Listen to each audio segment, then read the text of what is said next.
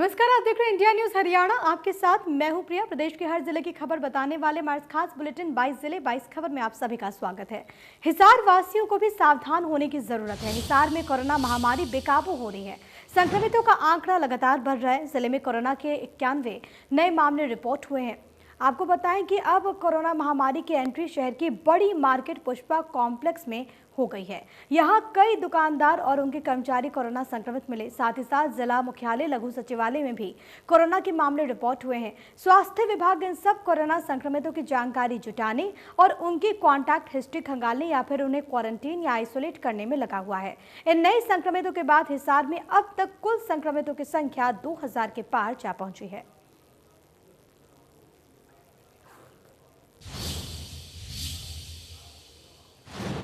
वहीं रेवाड़ी में कोरोना के 75 नए मामले रिपोर्ट हुए, जिसके बाद एक्टिव केस का आंकड़ा 472 हो गया है।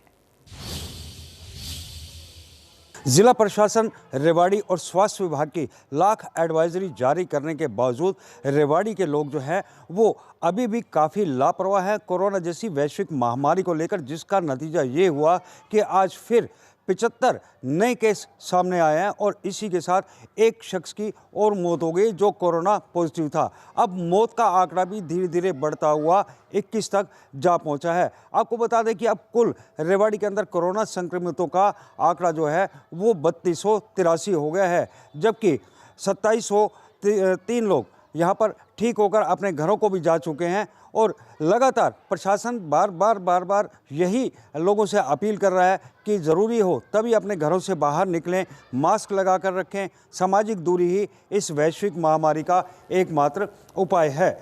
कैमरा पर्सन चंद्रशेखर साथ श्याम बाटला, इंडियन। तो वहीं करनाल में कोरोना के 71 नए मामले सामने आने से हड़कंप मच गया। करनाल में कोरोना का कहर रुकने का नाम नहीं ले रहा। हर रोज़ कोरोना के पेशेंट बढ़ते ही जा रहे हैं। आज भी इसी कड़ी में 71 लोगों को जो है कोरोना पॉजिटिव पाए गए हैं। सीएमओ योगेश कुमार शर्मा द्वारा जानकारी देते हुए बताया गया कि 71 लोग जो हैं कोरोना पॉजिटिव पाए गए हैं। जो ज़्यादा गंभीर हैं उनको कल्पना चावला मेडिकल कॉलेज में भर्ती किया गया है और जो कम सिम्टम वाले हैं, ए सिम्टम हैं, उनको घर पर ही क्वारंटाइन कर दिया गया है और उनको मेडिसिन किट वहाँ पर घर पर इलाज के लिए दे दी गई है। बुकलेट अवेलेबल करा दी गई है और वो अपने घर पर रहकर ही 14 से 15 दिन तक इलाज कर सकते हैं। फ़िलहाल अब 759 केस एक्टिव हैं। वहीं 25 लोगों की ज़िले में कोरोना से मौत हो चुकी है। सीएमओ का कहना है कि जो भी लोग बाहर निकलें वो मास्क का प्रयोग करें, सैनिटाइज का प्रयोग करें, वहीं सोशल डिस्टेंसिंग बनाए रखें ताकि कोरोना की चपेट में आने से बचा जा सके। करनाल से केसी आर्य, इंडिया। तो वहीं चरखी दादरी में कोरोना के एक्टिव केसों की संख्या 60 है। अभी तक सामने आए कुल 251 केसेस में से 190 ठीक हो चुके हैं। प्रदेश में जहां कोरोना संक्रमण के मामले लगातार बढ़ते जा रहे हैं, वहीं दूसरी तरफ बात चरखी दादरी के परिप्रेक्ष्य में अगर की जाए तो यहां पर अब एक तरह से विराम सा लग गया है। चरखी दादरी पे आंकड़ों पर अगर गौर फरमाया जाए, अभी तक 251 कोरोना पॉजिटिव मामले सामने आ चुके हैं, जिनमें से 190 ठीक होकर घर जा चुके हैं। अगर एक्टिव केसेस की बात करें, 60 मामले फ़िलहाल एक्टिव केसेस हैं। 1605 ऐसे मामले हैं जो कि आइसोलेशन से बाहर जा चुके हैं, यानी ठीक हो चुके हैं। इसके अलावा अगर बात करें, अभी तक 11,906 लोगों की सैंपलिंग की जा चुकी है। 11,528 की रिपोर्ट नेगेटिव आई है। यानी बहरहाल की अगर बात करें, फ़िलहाल की स्थिति की अगर बात करूं, 127 की रिपोर्ट आनी बाकी है। लेकिन जो मामले हैं कोरोना पॉजिटिव केसेस की बात करें, महज और महज 60 मामले कोरोना पॉजिटिव हैं। ना केवल स्वास्थ्य महकमा, पुलिस प्रशासन लगातार ना केवल लोगों को जागरूक कर रहा है, बल्कि साथ ही साथ मास्क ना पहनने वाले लोगों के चालान भी काटे जा रहे हैं। यानी एक तरह से ये कहा जा सकता है कि फ़िलहाल चरखी दादरी में स्थिति सामान्य सी होती जा रही है। चरखी दादरी से सहयोगी अनिल लहरी व वीडियो जर्नलिस्ट सुमित अवस्थी के साथ रवि जांगड़ा, इंडिया न्यूज़ हरियाणा। तो वहीं कैथल में कोरोना के 58 नए मामले रिपोर्ट हुए, जिसके बाद कुल मरीजों की संख्या 892 हो गई है। कैथल में कोरोना का कहर लगातार जारी है। लगातार कैथल में कोरोना के मामले लगातार बढ़ रहे हैं। इसको लेकर प्रशासन की हम बात करें, स्वास्थ्य विभाग की बात करें, बिल्कुल सुस्त दिखाई दे रहा है। अगर हम आज की बात करें कोरोना अपडेट की, आज कैथल के अंदर टोटल कोरोना पॉजिटिव 58 मामले सामने आए हैं, जिसको लेकर प्रशासन हरकत में आ चुका है। और प्रशासन बार बार अपील भी कर रहा है कि आप बहुत सी कम घर से बाहर निकलें और जब भी घर से बाहर निकलें ज़रूर मास्क लगाएं। अगर हम दूसरी तरफ बात करें पुलिस कर्मियों की, पुलिस अधीक्षक की, तो कैथल के अंदर मास्क के ज़्यादा चालान काटे जा रहे हैं। अगर रूटीन की बात करें हम, लगभग 250 के आसपास के चालान मास्क के किए जा रहे हैं। वहीं दूसरी ओर स्वास्थ्य विभाग द्वारा भी बार बार मास्क के चालान किए जा रहे हैं। लेकिन सोशल डिस्टेंस की हम बात करें, वो कैथल के अंदर बिल्कुल भी दिखाई नहीं दे रहा है, जिसका कारण एक कोरोना महामारी का रूप बढ़ रहा है। बार बार मामले बढ़ने का कारण सिर्फ सोशल डिस्टेंस ही मामला सामने आ रहा है। अब देखना ये होगा कैथल का प्रशासन, स्वास्थ्य विभाग, कैथल का प्रशासन क्या कदम उठाता है कोरोना महामारी को रोकने में। कैथल से कैमरामैन पवन राविश के साथ मनोज मलिक, इंडिया न्यूज़ हरियाणा। तो वहीं सिरसा में भी कोरोना के 44 नए मामले सामने आए, जिसके बाद मरीजों का आंकड़ा 1200 के पार जा पहुंचा। सिरसा में कोरोना का कहर लगातार जारी है और सिरसा के अंदर कोरोना संख्या 1200 का आंकड़ा पार कर चुके हैं। यानी आज 44 नए मामले सामने आए, उसके बाद कोरोना संक्रमित की संख्या 1209 तक पहुंच चुकी है। लगातार जिस प्रकार से मामले सामने आ रहे हैं, उससे कहीं न कहीं आम लोगों की परेशानी बढ़ती जा रही है। आज की बात करें तो कुल जो 44 नए मामले सामने आए, उसमें से 27 सुबह आए होते और 17 मामले शाम के बुलेटिन में सामने आए हैं। एक्टिव मरीजों की संख्या की बात करें तो अभी भी 440 एक्टिव मरीज सिरसा में है, जिनमें से 235 का होम क्वारंटाइन में इलाज चल रहा है, जबकि 205 को दाखिल किया गया है। हालांकि ठीक होने वाली संख्या आज बढ़कर 757 हो चुकी है। यानी अब 757 मरीज ठीक होकर घर जा चुके हैं और अब तक सिरसा में 12 लोगों की कोरोना से मौत हो गई है। लेकिन जिस प्रकार से नए मामले रोज़ बढ़ रहे हैं, जहां कल 47 मामले सामने आए थे, आज 44 मामले सामने आए और लगातार नए मामले सामने आते जा रहे हैं।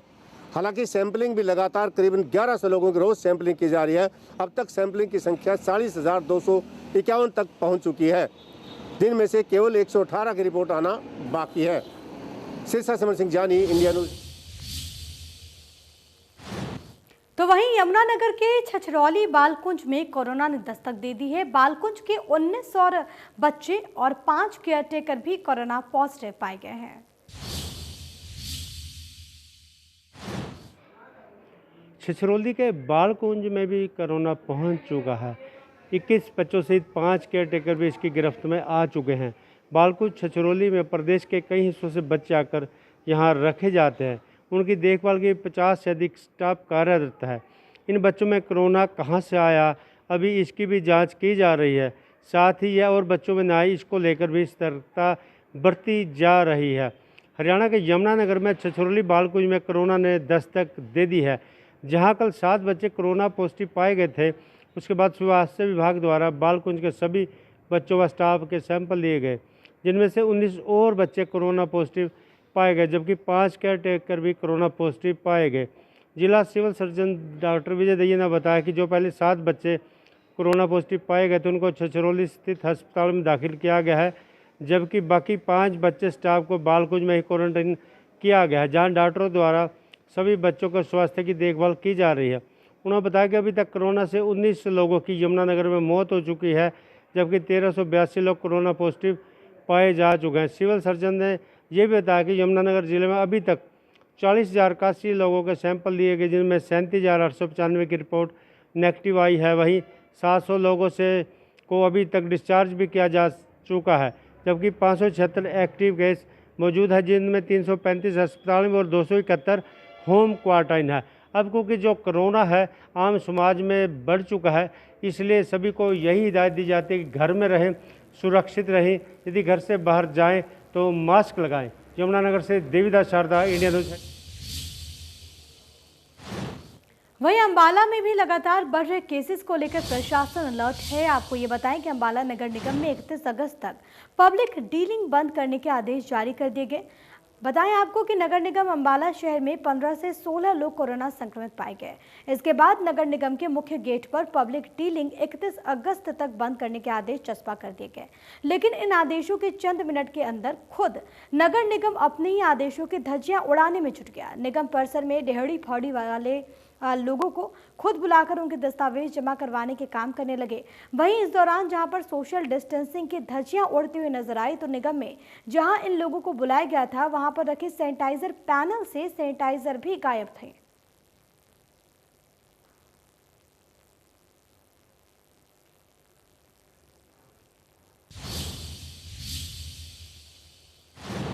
कुरुक्षेत्र में लॉकडाउन में कराधान विभाग अधिकारियों द्वारा शराब ठेकेदारों पर मेहरबानियों की कहानियां भी खत्म नहीं हुई थी कि अब आबकारी विभाग में करोड़ों रुपए का जीएसटी घोटाला सामने आया। जिले के अब तक के सबसे बड़े जीएसटी धांधलेबाजी में सेल्स टैक्स विभाग के एक अधिकारी ने 64 करोड़ के फर्जीवाड़े यानी कि रिफंड के शपथ पत्र के बावजूद मामला उजागर होने पर भी विभाग कुंभकर्ण की नींद में सोया हुआ है।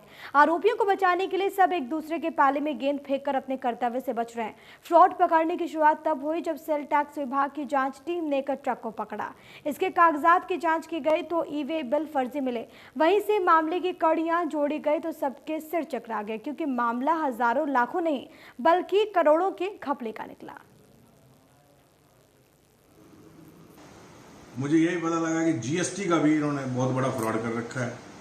इन्होंने एक स्टालवर्ट के नाम से कंपनी बना रखी है गांव 11 में, जिसमें ये जीएसटी की चोरी करते हैं, जिसके बारे में जीएसटी के दोनों डिपार्टमेंट, सेंट्रल और स्टेट गवर्नमेंट, इनके खिलाफ कार्रवाई कर रही थी। और वहां पर Tarachand excise and taxation officer ने एफिडेविट दिया कि 63.76 करोड़ रुपए का टैक्स की इन्वॉल्वमेंट हम निकाल चुके हैं और ये बहुत ऊपर तक जा सकती है।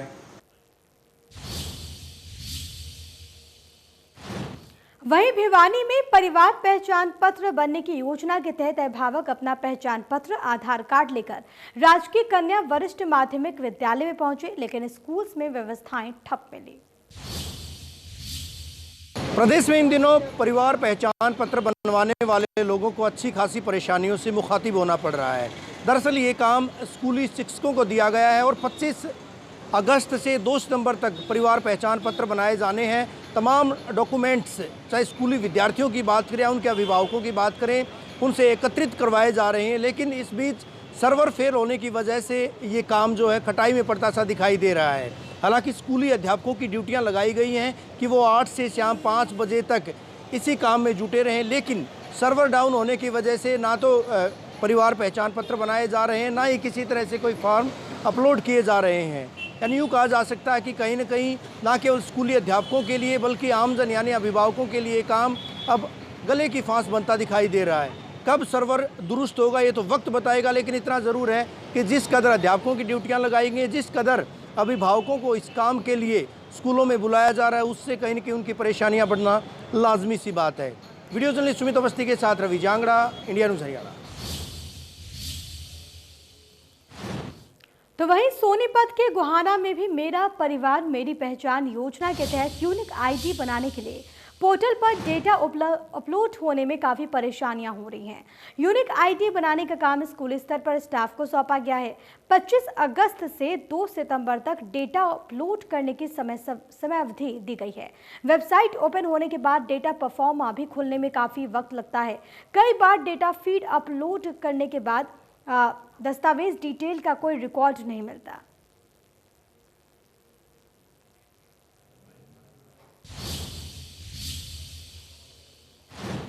रोते रोते आंसू सूख रहे हैं, लेकिन न्याय नहीं मिला। धैर्य अब जवाब दे रहा है, लेकिन धीरज के कातिलों का कोई सुराग नहीं मिला। जी हां, 5 अगस्त को बैंक मैनेजर धीरज अहलावत की अपहरण कर हत्या कर दी जाती है। पुलिस जांच करती है। मामले की गंभीरता को देखते हुए एसआईटी का गठन भी हुआ, लेकिन रिजल्ट कुछ भी नहीं। क्या है पूरा मामला, इस रिपोर्ट में देखिए। गुरुग्राम पुलिस एसआईटी पर उठ रहे सवाल। कहां है बैंक अधिकारी के हत्यारे? धीरज के परिजन अब धैर्य हारे। जी हां, तस्वीरों में दिख रहा ये हंसता खेलता परिवार अब आंसुओं के सैलाब में डूबा है, क्योंकि ये परिवार अब अधूरा जो रह गया। तस्वीरों में दिख रहे इन दो मासूमों के सिर से पिता का साया उठ चुका है, पत्नी का सुहाग उजड़ चुका है, लेकिन इस परिवार की खुशियां छीनने वाले शायद अपनी कामयाबी का जश्न मना रहे हैं। वो गुरुग्राम पुलिस पर हंस रहे होंगे और दूसरी तरफ ये परिवार अब मुस्कुराना भूल चुका है। देखिए, मैं सिर्फ यही चाहूँगी कि जब तक मुझे कुछ रिजल्ट नहीं मिलता तो संतोषजनक तो कैसे हो सकती है। हाँ, ये है कि वो अपने एफर्ट्स लगा रहे हैं, इन्वेस्टिगेशन कर रहे हैं, लेकिन अभी तक कुछ रिजल्ट सामने नहीं आया है। तो मेरी बस यही दरख्वास्त है कि मेरे पति को न्याय मिले और जल्द से जल्द पता चले कि ये हरकत किसकी थी। मेरे 2 बच्चे हैं, एक 2 साल का, बेटी 6 साल की। मतलब मेरे हस्बैंड का नेचर इतना सॉफ्ट, मतलब he is completely down to earth. किसी से उनकी कोई रंजिश, कोई गिला शिकवा, मैं खुद कह रही हूँ कि ऐसा कुछ था नहीं। वहीं फरीदाबाद में एक परिवार पर मामूली विवाद में पालतू कुत्ते से कटवाने का आरोप लगा है। सैनिक कॉलोनी का ये मामला है। वहीं दूसरे पक्ष ने पड़ोसी पर घर में तोड़फोड़ करने के आरोप लगाए।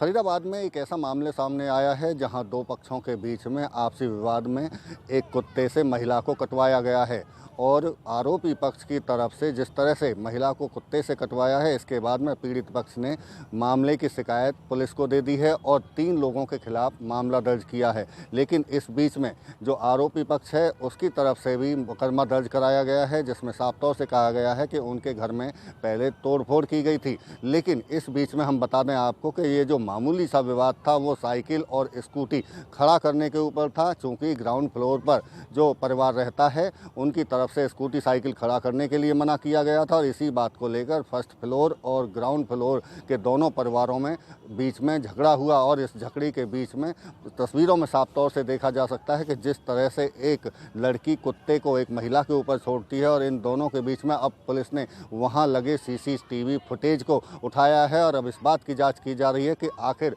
पहले तोड़फोड़ की गई या पहले कुत्ते से कटवाया गया है। इस मामले में तफ्तीश के बाद ही सारा मामला सामने निकल कर आएगा। फरीदाबाद से देवेंद्र कौशिक, इंडिया। तो वहीं फतेहाबाद के रतिया में बिजली चोरी रोकने गई बिजली विभाग की टीम पर लांबा गांव में ग्रामीणों ने हमला बोल दिया। बिजली कर्मचारियों ने इस दौरान बिजली चोरी की वीडियो क्लिप भी बना ली, जिससे हमलावर मोबाइल छीनकर डिलीट कर दिया उन्होंने। यही नहीं, लोगों ने बिजली कर्मचारी का मोबाइल तोड़ दिया। बिजली विभाग के कर्मचारियों ने मौके से भागकर अपनी जान बचाई। उन्होंने उच्च अधिकारियों को पूरे मामले की जानकारी दी है, जिसके बाद पुलिस ने मुकदमा दर्ज कर लिया है। जांच शुरू कर दी गई। अभी वो गाड़ी भगा के लिया है, उनको पकड़ के मारने की कोशिश करने लगे थे वो, और भी अपने घर वालों को बुलाने की कोशिश करी है वो, जिस तरह हमारे कर्मचारी कह रहे हैं।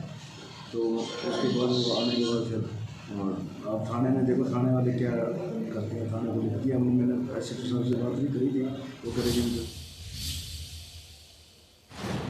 तो वहीं महेंद्रगढ़ के कनीना उपमंडल के दोंगड़ा अहीर गांव की बेटी की नोएडा के गुरुकुल में संदिग्ध मौत के मामले में बेटी के परिजन और सामाजिक लोग कनीना थाने पहुंचे। थाना प्रबंधक से उन्होंने मुलाकात की। इस मामले की लिखित शिकायत देकर दोषियों के खिलाफ मामला दर्ज कर कार्रवाई करने की मांग की गई। उन्होंने ये भी कहा कि उनकी बेटी के साथ बहुत गलत हुआ, इसके लिए उन्हें इंसाफ जरूर मिलना चाहिए।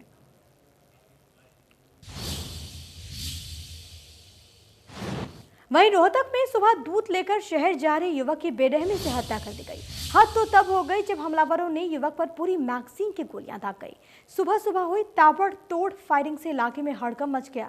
वारदात की सूचना मिलने पर मौके पर पहुंची पुलिस को खाली की गई मैगजीन और 8 खूल बरामद हुए। युवक लाखन माजरा थाने के अंतर्गत खरैटी गांव का रहने वाला था, जो कि दूध लेकर शहर में सप्लाई करता था। फिलहाल पुलिस और FSL की टीम ने मौके पर शव को पोस्टमार्टम के लिए PGI भेज दिया। अज्ञात के खिलाफ मुकदमा दर्ज हो चुका है। जांच पुलिस ने शुरू कर दी है। अभी जो बॉडी की इंस्पेक्शन है सीन ऑफ क्राइम टीम द्वारा की गई है और पोस्टमार्टम के लिए PGIMS रोहतक भिजवा दिया गया है।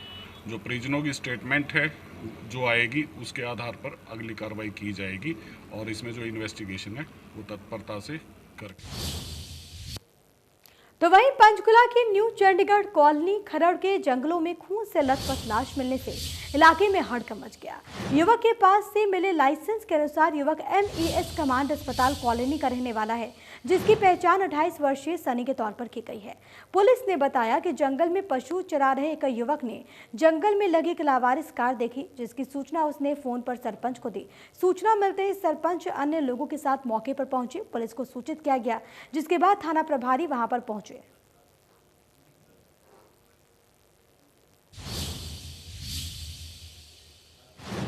पलवल जिले के होटल में नेशनल हाईवे पर एक खाली प्लॉट में नवजात बच्ची की हत्या करके शव को फेंक दिया गया।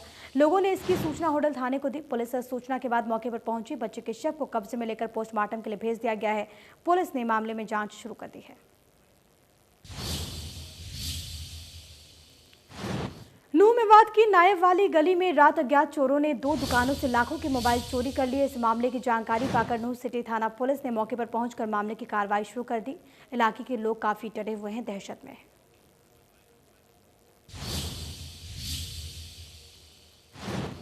और इसी के साथ 22 जिले 22 खबर के इस खास बुलेटिन में आज के लिए फिलहाल इतना ही। नमस्कार।